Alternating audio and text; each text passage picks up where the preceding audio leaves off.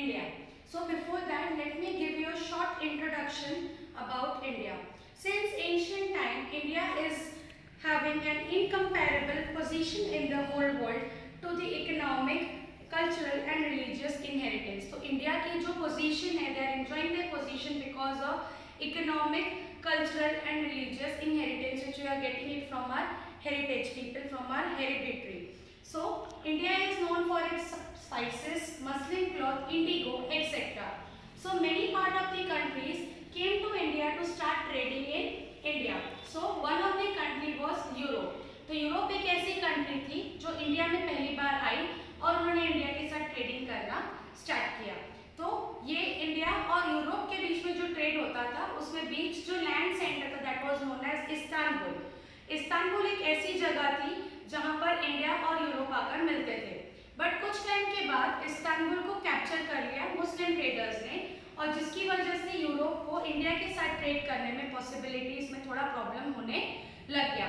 तो इसलिए यूरोप को ऐसा लगा कि we can not do without Indian spices या क्लॉथ्स या सिल्क या इंडिगो, मतलब वो इंडियन कमोडिटीज के बिना सर्वाइव नहीं कर पा रहे थे, जिसकी वजह से they started finding out the sea route to India. So let us begin. Portuguese king Prince Henry became a first to discover new sea routes to India. So he was the first person from Portuguese whose name was King Prince Henry.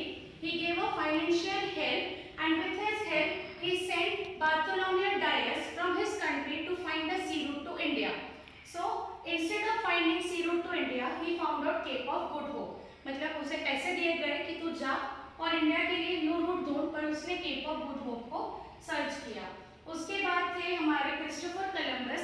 Christopher Columbus को भेजने के लिए king of Spain ने help की थी and he went and he find out a new sea, he founded a new island. Okay, उसने एक island form कर लिया, उसका नाम था वेस्ट इंडीज. और जब उसने ये आइलैंड को फॉर्म किया तब उसे ऐसा लगता था, he was in a misconception, वो ऐसा बिलीव करता था कि he had found a new sea route to India, but no, he has actually found a island which is presently known as West Indies. The next person was Amerigo Vespucci. Amerigo Vespucci was another person who cleared out his doubt और उन्होंने बताया कि वो West Indies है, but उसके साथ जो land उन्होंने फाउंड आउट किया है, जो आइलैंड था दैट वाज वेस्ट इंडीज, और जो लैंड उन्होंने फाउंड आउट किया था that is known as America. उसे अमेरिका इसलिए कहा जाता है because it was founded by Amerigo Vespucci. तो ये इनके नाम पर अमेरिका का नाम रखा गया है. Then next explorer was Vasco da Gama. He was a Portuguese explorer. So he was the last person who found out the new sea route to India in the year 1498 AD. When he entered Calicut, जब वो Bay of Bengal के through enter हुए India में, then he met King Zamorin. At that time, Calcutta was being ruled by King Zamorin. उन्होंने उनको welcome किया और उनसे बातचीत की और इसी के दौरान वास्को ड गामा के थ्रू पोर्चुगीज ने इंडिया के साथ बिजनेस और ट्रेडिंग स्टार्ट कर दी.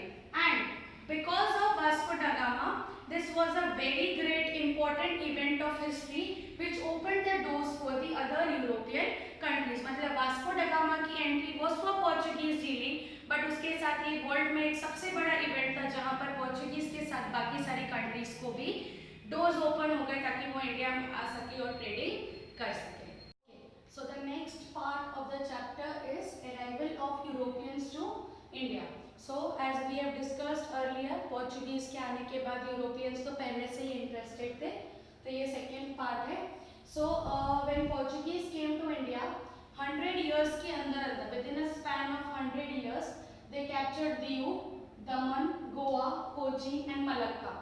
तो ये सारी टेरिटरीज के ऊपर उन्होंने कैप्चर कर लिया. And as the other countries see कि किस तरीके से Portuguese were having success in trade with India, तो उनको देखकर Dutch from Holland and Danish from Denmark they came to India and they started trading in India. तो मतलब Portuguese के साथ साथ डच और डेनिश को भी एंट्री इंडिया में मिल चुकी थी. और जैसे इनको एंट्री मिली उन्हें देखकर 1600 AD, ओके, ये ईयर्स तुम्हें याद रखने.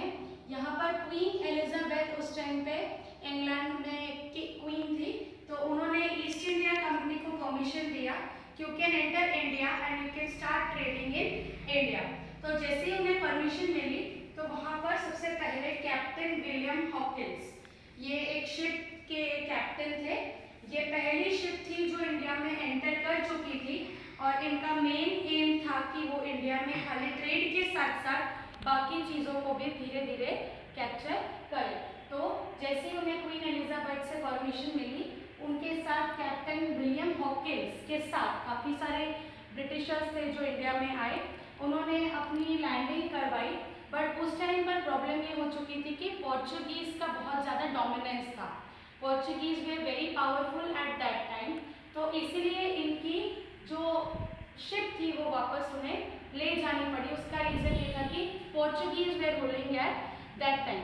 तो उसके बाद वापस से उन्होंने ट्राई किया और तब जाकर उन्हें यहाँ पर मैं एक चीज़ लिखना भूल चुकी थी, जहाँ पर जहांगीर, ओके, किंग जहांगीर से इन्होंने परमिशन ली और ये लोगों ने फर्स्ट ट्रेड सेंटर सेटअप किया सूरत में इन द ईयर 1630 AD। मतलब ये पूरा 1600 से 1630, मतलब समझ जाइए आपकी 30 इयर्स तक इन्होंने स्ट्रगल किया।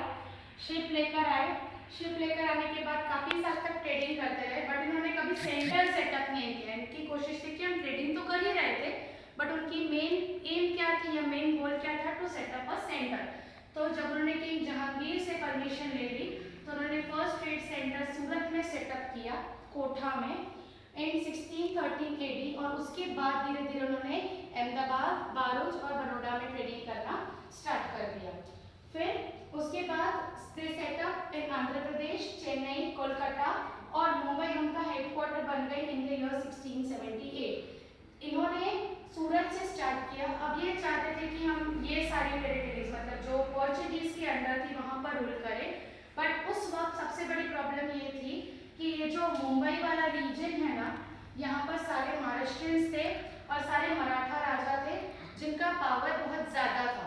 तो इसलिए इन्होंने वेस्ट साइड मूव ना होते हुए ये साउथ में चले गए, जहाँ पर उन्होंने आंध्र प्रदेश, चेन्नई और कोलकाता के ऊपर उन्होंने सेटअप किया। और जैसे जैसे यहाँ पर सेटअप करने के बाद वो पावरफुल हो गए तो उन्होंने स्लोली एंड ग्रेजुअली मुंबई को अपना हेडक्वार्टर बना दिया इन ईयर 1678।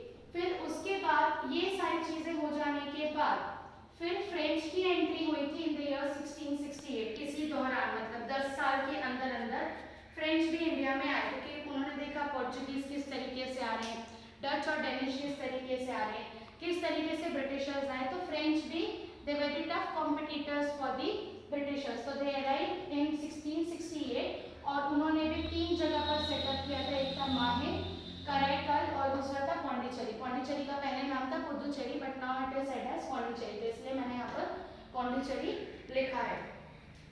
ये यहाँ पर सेटअप हो जाने के बाद उस दौरान पोर्चुगीज और डच तो कम्प्लीटली वैनिश हो चुके थे, पूरा सब कुछ उनके हाथ से निकल गया था और वो चले जा चुके थे। फिर जब फ्रेंच आया तो ब्रिटिशर्स उनका कंपटीशन फेस कर नहीं पा रहे थे और फ्रेंच भी बहुत ज़्यादा टफ थी और ब्रिटिशर्स भी बहुत, तो उनके बीच में 1746 और 1763 के बीच में 3 कर्नाटक वॉर्स हुए जिसमें ब्रिटिशर्स जीत गई। और उस वक्त फ्रेंच के पास खाली क्या बचा था, आंध्र प्रदेश, चेन्नई, कोलकाता और माहे, कराईकल और पौंडीचेरी। तो बेसिकली ये 3 तो ऑलरेडी ब्रिटिशर्स के हाथ में ही थे, बट ये जो माहे, कराईकल और पौंडीचेरी था ये फ्रेंच ने सेटअप किया था, तो इनके पास खाली यही रह गया। वो चाहते थे कि हम सबको कैप्चर करें, बट वो कुछ और ही गया, उनको खाली यही 3 मिले और ब्रिटिशर्स को पूरा इंडिया मिल गया और ये लोग तो पूरे चले गए, इनको कुछ नहीं मिला। और पोर्चुगीज को खाली दीव, दमन और गोवा मिला, उनको ये भी नहीं मिला। तो in short we can say that ये एंडिंग में हम ये कह सकते हैं कि पोर्चुगीज को खाली Diu, Daman, Goa, Dutch and Danish they were nothing. 1600 AD में शिप आने के बाद सेटलमेंट हुआ, ट्रेड सेंटर सूरत, अहमदाबाद, बारूच, बड़ौदा, ठीक है। फिर उसके बाद तुम्हारे हेडक्वार्टर्स लगा दिए बॉम्बे में, मतलब main centre. French was only with your माहे, कराईकल एंड पौंडीचेरी, और जो रेस्ट पार्ट थे जैसे कोचिन, मलक्का या जहाँ पर डच और डेनिश का रूल था, that also came under the power of the Britishers because they won the 3 Carnatic war between the French and the Britishers. Very interesting part of the chapter, 8th में 10 बार 12 बार पढ़ चुके हैं। Battle of Plassey, it was held on 23rd June 1757 AD। इसे प्लासी इसलिए कहा जाता है क्योंकि जहाँ पर ये लड़ाई हुई थी उस जगह का नाम प्लासी है, जो कि 38 किलोमीटर्स मुर्शिदाबाद मतलब बंगाल से 38 किलोमीटर्स की दूरी पे है। तो अब हम स्टार्ट करेंगे। Sirajuddaula was nawab of Bengal. जब ये वॉर हुआ उस टाइम पर सिराजुद्दौला रूल कर रहे थे बंगाल में, और उसी के चलते साथ में उनका नेचर थोड़ा इम्पल्सिव था। वो काफ़ी ज़्यादा अपने डिसीजंस को लेकर स्ट्रिक्ट रहते थे, तो इसलिए उनके काफ़ी सारे दुश्मन भी थे। तो कुछ टाइम के बाद ऐसा हुआ कि ब्रिटिशर्स ने ईस्ट इंडिया कंपनी सेटअप की, और उन्हें ऐसा लगा कि हमें उसकी सिक्योरिटी को बढ़ाने के लिए उन्होंने एक फोर्ट को बना दिया, मतलब एक किला बनाया। और वो किला बनाना मतलब बिना सिराजुद्दौला के परमिशन के इट वॉज वेरी डिफिकल्ट, क्योंकि वो राजा है तो बिना परमिशन के कोई भी काम करना गलत कहलाएगा। तो यहाँ पर ब्रिटिशर्स ने बिना सिराजुद्दौला से पूछे वहाँ पर एक किला बना दिया। और जैसे ये किला बना उसके बाद जैसे सिराजुद्दौला को इस बारे में पता चला कि यहाँ पर मेरे से बिना पूछे एक किला बनाया गया, तो उन्होंने काफ़ी सारे आर्मी को भेजकर उस किले को तुड़वा दिया। और जैसे ही वो किला तोड़ दिया तब वहाँ पर एंट्री हुई थी रॉबर्ट क्लाइव की। और जैसे ये बात रॉबर्ट क्लाइव को पता चली कि हमारे किले को तोड़ दिया गया सिराजुद्दौला ने, तो रॉबर्ट क्लाइव इंग्लैंड से इंडिया आए और उन्होंने एक चाल चली। ठीक है, ट्रैकरी मतलब यहाँ पर एक उन्होंने चाल चली, और उनकी चाल ऐसे थी कि उन्होंने मीर जफर कौन थे, सिराजुद्दौला के कमांडर एंड चीफ थे, मतलब जो सारी आर्मी को मैनेज करते हैं मीर जफर वो थे। तो उन्होंने मीर जफर को ऐसा कहा कि अगर तुम मेरी मदद करोगे, अगर तुम सिराजुद्दौला को मार देते हो, अगर हम जीत जाते हैं वॉर में, तो मैं तुझे सिराजुद्दौला के जगह पर राजा बना दूंगा। तो ये चाल चलने के बाद Mir Zafar who was commander in chief, he supported Robert Clive, उन्होंने सपोर्ट किया रॉबर्ट क्लाइव को, एंड ही मर्डर्ड सिराजुद्दौला, और उन्होंने सिराजुद्दौला को मार दिया बैटलफील्ड के ऊपर। और उसी के बाद immediately Mir Jafar was made as nawab of Bengal, और उसी के चलते उन्होंने ब्रिटिशर्स ने नवाब बना दिया किसे, मीर जफर को, क्योंकि उन्होंने उसे प्रॉमिस किया था कि अगर तुम इसे मार दोगे बैटल पे तो मैं तुम्हें राजा बना दूंगा। और इसी के साथ बंगाल के आसपास के छोटे जो पारगनास थे, 24 पारगनास, वो सारे के सारे was in the control of the Britishers. तो इससे हमें यही पता चलता है कि ब्रिटिशर्स को जब इंडिया की हेल्प की ज़रूरत थी तब उन्होंने इंडियंस को ही मोहरा बनाकर हमारे ऊपर अटैक किया और हमारे सारे स्टेट्स को और सारे टेरिटरीज को स्लोली एंड ग्रेजुअली कैप्चर कर दिया। और ये वॉर खत्म होने के बाद जैसे ही मीर जफर को उन्होंने राजा बनाया, तो मीर जफर जो थे वो बहुत ज़्यादा एम्बिशियस थे, वो बड़े बड़े ख्वाब देखने वाले राजा थे। उन्हें ऐसा लगता था कि मैं जो सोचूं वो होना चाहिए, मेरे पास बहुत पैसा, बहुत शान, जो मैं कहूँ वैसा होना चाहिए, बट वो चीज़ पॉसिबल नहीं थी। तो इसके बाद जो वॉर हुआ था that is your battle of Plassey which will continue. Next part we are going to study battle of Buxar which was held on 22nd of October 1764।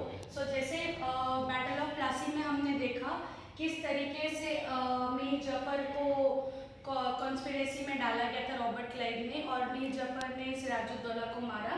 तो मीर जफर को नवाब बना दिया गया as per the promise made by the Robert Clive. Britishers try to extract more wealth from India. तो जैसे ही मीर जफर को उन्होंने राजा बनाया, राजा तो बनाया पर उसे कोई भी राइट्स उन्होंने नहीं दिए। तो basically they were trying to get more and more money from India. So East India Company dethroned Mir Jafar and made Mir Qasim the nawab of Bengal. तो जैसे उन्हें पता चला मीर जफर बहुत ज़्यादा एम्बिशियस है, बहुत ज़्यादा इंटेलिजेंट है, बहुत ज़्यादा क्लेवर है, तो उन्होंने मीर जफर को उसकी जगह से निकाल दिया और उसके दामाद मतलब मीर कासिम को उन्होंने नवाब ऑफ बंगाल डिक्लेयर कर दिया। अब जो मीर कासिम था he was refused and he took refuge with the nawab of Awadh. तो जब मीर कासिम भी ऐसा ही निकला, मीर कासिम को भी ऐसा लगा कि मैं राजा बनूंगा तो मैं हर चीज़ को अपने कंट्रोल में ला सकता हूँ। बट यहाँ पर ब्रिटिशर्स राजा तो बना रहे थे, बट वो किस लिए बना रहे थे, ताकि वो मैक्सिमम वेल्थ इंडिया से एक्सट्रैक्ट कर सके। तो यहाँ पर जब मीर कासिम को उन्होंने राजा बनाया तो मीर कासिम उनकी पोजीशन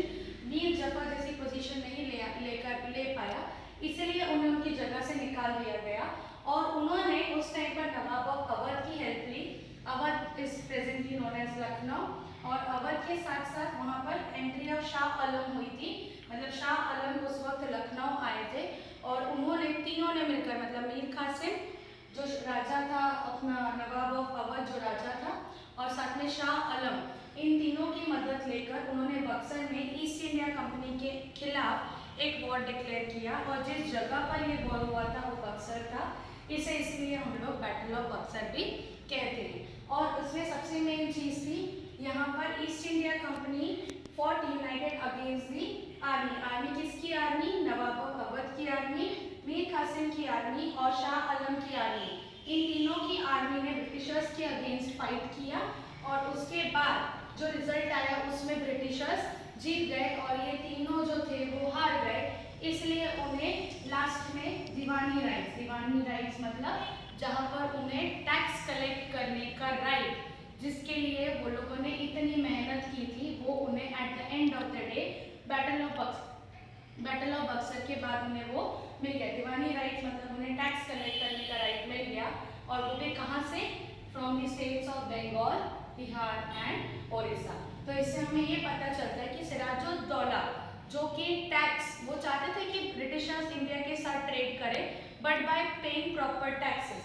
तो जब उन्होंने ब्रिटिशर्स की नहीं सुनी तो ब्रिटिशर्स ने मीर जफर की हेल्प से सिराजुद्दौला को मार दिया, और जब सिराजुद्दौला को मारा तो मीर जफर को नवाब बनाकर उसे सिर्फ नवाब बनाए, पर उसके पास कोई भी राइट्स नहीं थे। जब उन्हें ऐसा लगा कि ये भी उन्हें चीट कर रहा है तो उन्होंने मीर कासिम को राजा बनाया। जब मीर कासिम ने बहुत एम्बिशियस निकला तो उसे हटाकर वापस मीर जफर को बनाया गया, और उस वक्त मीर कासिम ने रेफ्यूज मतलब he took the help of Awadh, and Shah Alam along with his army declared a war against British at Buxar, and this war resulted in the defeat of the Indians and the winning part of the Britishers, which gave the right Diwani rights to the Britishers, जहाँ से उनको एक हक मिल गया कि वो यहाँ पर बिना टैक्स के ट्रेडिंग करेंगे और सामने वाले से टैक्स लेंगे। और कौन से स्टेट से लेंगे? बंगाल, बिहार एंड ओडिशा।